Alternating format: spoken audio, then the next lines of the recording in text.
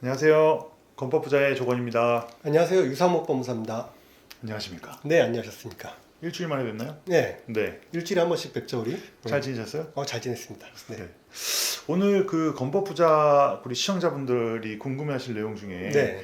최근에 네. 그 경공매 건이 많아요. 엄청 많이 늘어나고 있어요. 아무래도 네. 금리가 오르고 네. 부동산 경기 침체 이야기가 많이 되다 보니까 네.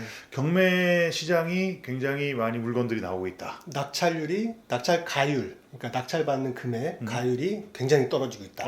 그래서 물론 이 어려운 시기가 누군가에게는 되게 부정적인 그 시그널로 판단을 하겠지만 누군가는 또 어떤 분들은 기회로 보기도 해요. 그렇죠. 네. 투자자의 입장에서는 네, 기회가 네. 될 수 있죠. 네, 그래서 저희 같은 경우에는 이제 건축, 신축 네. 프로젝트에 사실 경매 물건에 네. 많은데 그런 관심이 많은데 간혹 그 건축 중인 물건들 중에 네.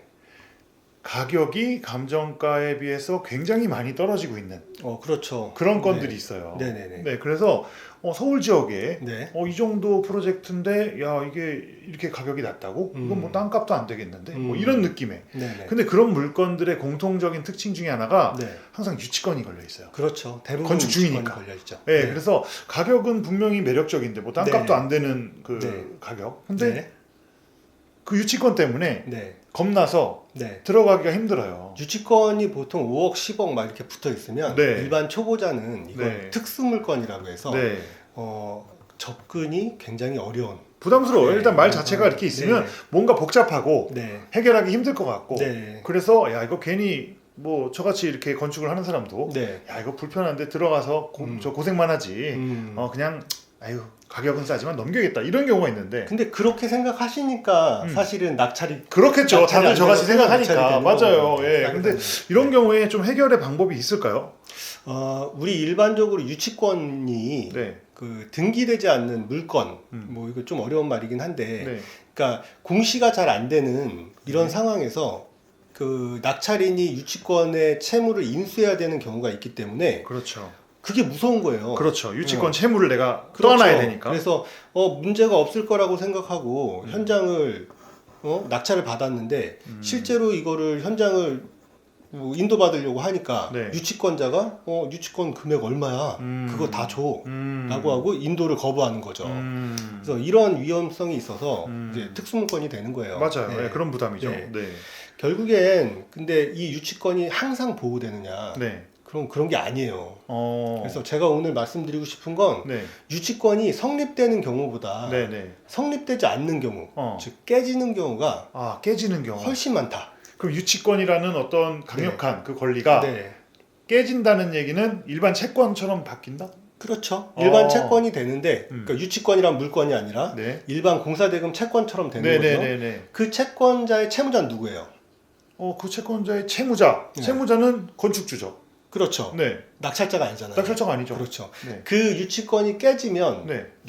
낙찰자인 나는 네. 아무 제한 없이 그렇죠. 그거는 이제 경매가액에서 알아서 그렇죠. 순위대로 이제 나눠 가지는 일반 채권이 그렇죠. 된다. 그렇죠. 음. 그러니까 유치권을 깰 수만 있다면 일반 채권으로 바꿔서 그렇죠. 경매만 받으면 권리가 정리가 된다. 그렇죠. 그렇죠. 네. 네. 그러면 물건은 싸게 샀잖아요. 네, 좋네요. 네, 맞아요. 유치권을 깰 수만 있다면 우리 민법에는 그 유치권을 이렇게 정의하고 있거든요. 그러니까 타인의 물건을 점유한 자는 그 물건에 관하여 생긴 네. 채권이 네. 변제기에 있을 때 네, 네, 네. 그 변제를 받을 때까지 그 물건을 유치할 권리가 있다. 그게 유치권이죠. 유치권이에요. 네, 그렇죠. 그래서 네. 공사를 한 공사업자가 네.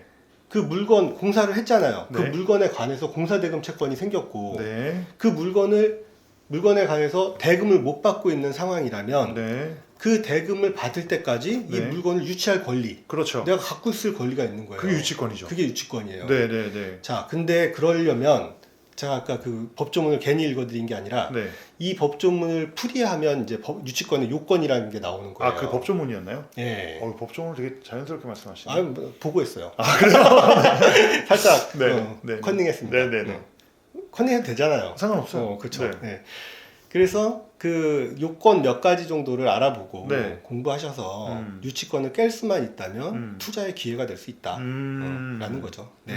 그러면 유치권을 깰 수 있는 그 방법, 네. 그런 방법이 정해져 있는 건가요? 정해져 있는 건 아니고 그 경공매 물건을 보고 네. 유치권을 판단할 때 네. 이 유치권의 요건에 해당되지 않는 것들을 찾아내는 거예요.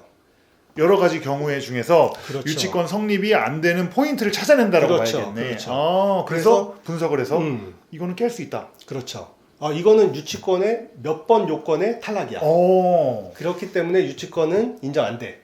그렇구나. 이걸 나만 알고 있다면 네. 나만 입찰할 수 있잖아요. 그렇죠. 싸게 살 수 있잖아요. 그러면은 그 요건을 파악하려면 아무래도 뭐 유치권자라든지 그 네. 상황 파악을 해야 되잖아요. 그렇죠. 서류만 보고는 판단이 안 되겠네요. 그렇죠. 아니요, 서류만 봐도 판단되는 경우도 있어요. 그런 경우도 네, 있어요. 네. 그래서 대부분은 가장 먼저 깨지는 게 뭐라고 생각하세요? 가장 먼저 깨지는 게 뭐냐면 이 유치권을 정당하게 행사하려면 네. 이 공사업자라고 할까요? 네, 네, 유치권자? 네, 편하게. 유치권자가 네. 압류 등기, 네. 경매 개시가 되기 전에 네. 점유를 개시하고 있었어야 돼요. 시점적인 그렇죠. 어떤 왜냐하면 압류 등기가 그거잖아요. 네. 야, 이제 채권자가 네. 강제 집행을 할 거니까 네. 지금부터는 이제 건드리지 마. 네. 네. 이거잖아요. 네, 네, 네. 근데 유치권자가 그 뒤로 와서 이걸 건드리면 안 되죠. 무슨 말씀인지 알겠어요. 그렇죠.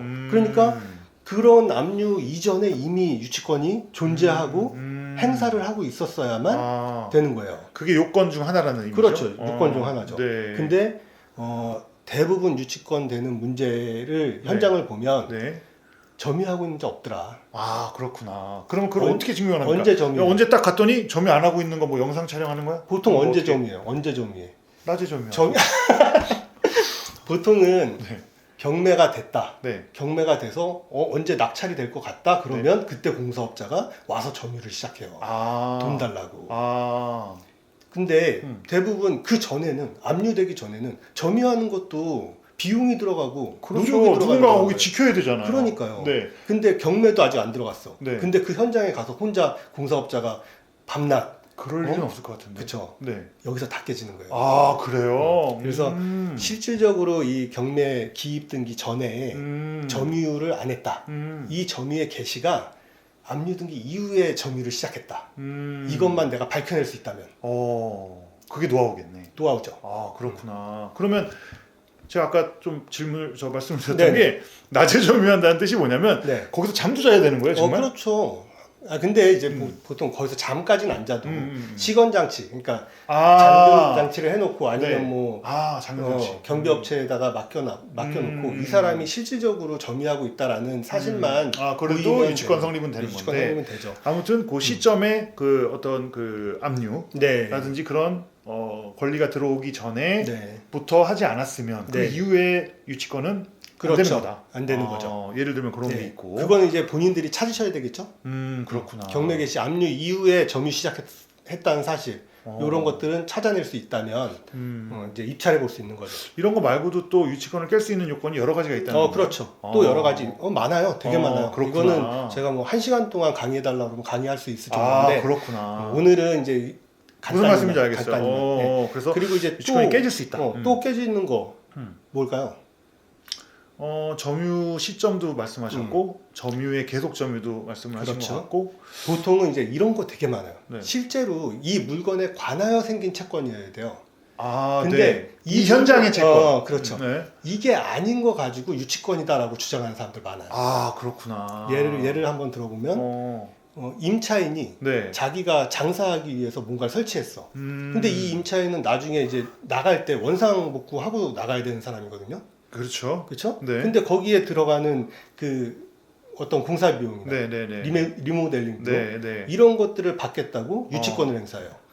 그건 안 되는 거예요. 해당 안 되는 거예요. 그렇구나. 근데 유치권이라고 그 경매 정보에 찍히는 게 이런 법무사님이 말씀하신 요건이 안 됐음에도 불구하고 찍히는 게 있다는 거네요. 무조건 지켜요. 그러니까 내가 유치권이다라고 하면 법원은 유치권이 진정 성립인지 아닌지 판단하지 검토하지 않아요. 그렇구나. 유치권 있습니다라고 신고만 하면 무조건 올려줘요. 그러면 그거를 아까 말씀하신 것처럼 유치권을 우리가 깨면 법원이 이건 유치권이 깨지는 게 맞아라고 해서 유치권을 권리 주장할 수 없도록 해준다.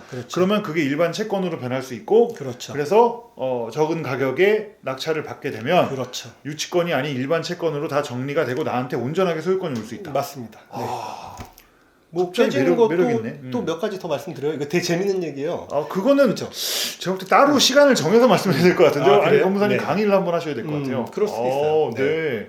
재밌네요. 그래서 유치권이 깨질 수 있고, 네. 그런 깨질 수 있는 다양한 경우가 있다. 그렇죠. 그래서 너무 겁낼 것만은 아니고, 사업적인 측면에서 한번 검토해 볼 여지가 있다. 특히 이제 건축 중에 그렇죠. 유치권이 성립된 그런 물건도. 그렇죠. 굉장히 재밌는 요거 얘기 2부 한번 할까요? 2부? 2부로 다음에? 나눠서 해도 될 것 같아요. 그렇죠. 네. 우리 보통 방송 시간이 정해져 있으니까 그렇죠. 오늘은 여기까지만 일단 2부 하시고 기대하겠습니다. 아유 감사합니다. 일단은 네. 오늘 좀 재밌는 사실을 알았고 네. 진짜 2부가 기대되네요. 알겠습니다. 네, 그래서 제가 잘 한번 좋은 정보 가지고 한번 만들어 볼 테니까 오케이. 다음 2부. 좋네요. 네. 네. 그래서 오늘 여기까지 이렇게 네. 유익한 정보 주신 법무사님께 감사하고 네, 네. 2부 기대하면서 네, 알겠습니다. 오늘은 여기서 마치도록 2부 하겠습니다. 하는 거 우리 처음 시도인데. 그렇죠? 우리 방송 중에 그렇죠. 1부, 2부 하는 게. 네, 그렇죠. 기대되네요. 그렇게 하죠. 네. 오늘은 여기까지 마치도록 하겠습니다. 네, 네, 감사합니다. 감사합니다.